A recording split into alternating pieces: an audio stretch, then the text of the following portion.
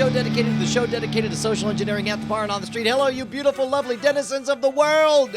I'm Brian Brushwood, and this week I am going to release a routine that I took 15 years to perfect. Yes, of course, I'm prone to exaggeration, but this week I'm serious. In 1999, I quit my day job, decided I was going to do a full-on magic show, and I had an idea for what I thought would be an amazing magic mentalism mind-reading routine. What if, instead of the magician reading somebody's mind, you had a random person from the audience read somebody else's mind? I had never seen anything like this. I loved the idea. Plus, I came up with a comedy framework to make it work. I'm so very proud with how it all happened. There's no pre-work, no setup beforehand. You really do just get on stage and pick two people to make this happen. It's organic, it's elegant, it's beautiful. It might be one of the cleverest things I ever did. Here, check it out.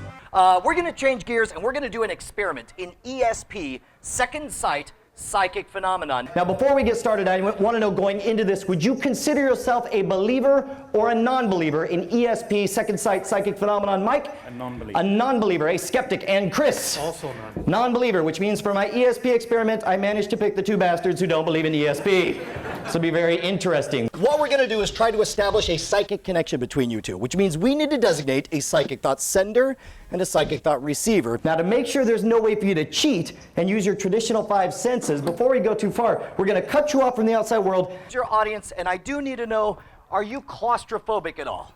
Not really. Okay, good, because I'm about to put you inside this really big blindfold. Some people get a little freaked out when I do that. Now, nice and loud, Evan, so everyone in the room can hear. Can you see anything? No. That's very loud there, Evan. Good job. Now, the problem with me being a magician is that some of these skeptics out there in the audience might think that that's some kind of tricky blindfold that you're able to see right through. So to satisfy those skeptics and keep everything as scientific as we can possibly make it, we're going to cut you off from the outside world and we're going to place you, buddy, in what scientists refer to as an isolation booth, all right? We're just going to cut you off from the outside world. Don't worry, nothing hurts. Now, Jeff, while you're in the isolation booth, it's very important that you do not speak, but you can nod your head yes or no. You understand? Apparently not. You can't talk, but you can nod. Get it? There we go. Now, if everything goes according to plan, Evan, in a moment you should receive some kind of psychic image. Until then, don't worry about what I'm saying to Paul. You just wait to receive your psychic image. Make sense?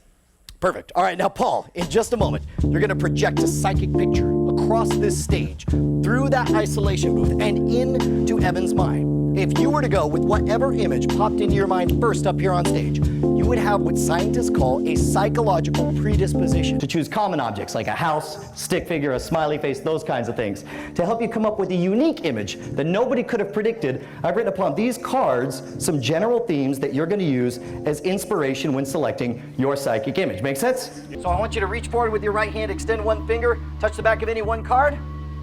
I'll put that one on top. Now keep in mind, any one of these folks in the audience could be a spy working for Jeff. So make sure you're the only one who reads the card. Don't let me see it. Don't let them see it. Once you've read it, put it right back where you found it. Now, when you read that card, did a picture pop into your mind? Whatever that image is, I want you to draw a simple version of it using this magic marker on this piece of poster board. Take that entire page and project that image into Chris's mind. Start now.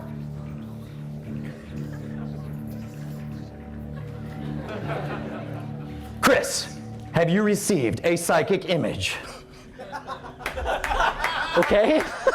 Find the edges. Let me get you to take one step over right here. I'm going to put the marker in your left hand. I want you to take the cap off of that marker and draw nice and big whatever image came to you, no matter how strange it may have seemed. Whatever you do, buddy, don't stop projecting that psychic image. Hand that marker on over here to me and keep projecting as we all wait very, very patiently. Oh, how cute. He's trying to recap. Sorry about your fingers, Chris. All right. Ladies and gentlemen, let's see what psychic image popped in. What the popped in to Evan's mind. It's abstract. All right, I tell you now, Mike, obviously Chris has a blindfold on. He's got a box over his head. He has questionable artistic talents. But if this were a real ESP experiment, would you say he got it right or he got it wrong? I'd say he got it right. You say he got it right? Yeah. I'd say he's getting close. You say he's close? I'd say he got it right. You say you got it right. Let me get you to stand all the way here, right next to Chris, if you would, Mike. Nice and loud. Why don't you tell the audience what you were sending a picture of? Christmas tree. A Christmas tree? I would call that a match, ladies and gentlemen. toothbrush. All right, ladies and gentlemen, I've done this experiment hundreds of times, and sometimes they're close, and sometimes not so much, but I'll be good goddamned if that doesn't look more like a toothbrush than this does right here. Let's have a huge round of applause. How many people believe that we just saw incontrovertible proof of ESP? 3 jackasses, good. I'll be happy to sell you time machines after the show.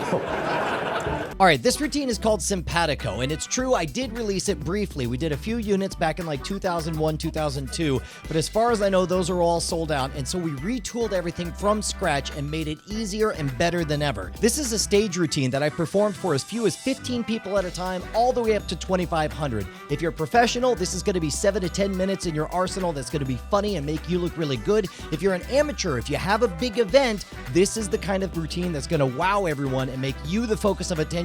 The first 3 or 4 years of my stage show, out of everything I did, this was far and away the most magically amazing part of the show. This is the one afterwards people said, I can't figure out how you pulled that off. Simpatico version 2.0 is available for the first time in over 10 years at scamstuff.com right now. We do have limited quantities. I do expect this first run to sell out right away, but keep an eye out. I'm sure it'll be back. If you're a stage performer, if you want to be a stage performer, if you have a big group or an event that you want to impress everyone, I can't stress enough how good this routine is when it comes to fooling everybody and having a lot of fun along the way. Also, don't forget that Father's Day is right around the corner. It's not too late to get something clever from Scam Stuff. We've got a dads and grads section where we got small, medium, and large bundles so that you can make your dad love you even more. I'm sure your dad loves you. He was telling me the other day, he says, you know why I love Brian? I was like, ooh, dad of a random guy. He said, I love my son. And I was like, well, that's right on. Then we fist bumped. Then we high five. Then we played patty cake. And then we jump roped. Then I beat him pool. He didn't like that. So we had to play bumper pool. Then it was shuffleboard. Next thing you know, we're playing World of Warcraft. I beat him at Doom 2, Deathmatch. He wanted to play Capture the Flag.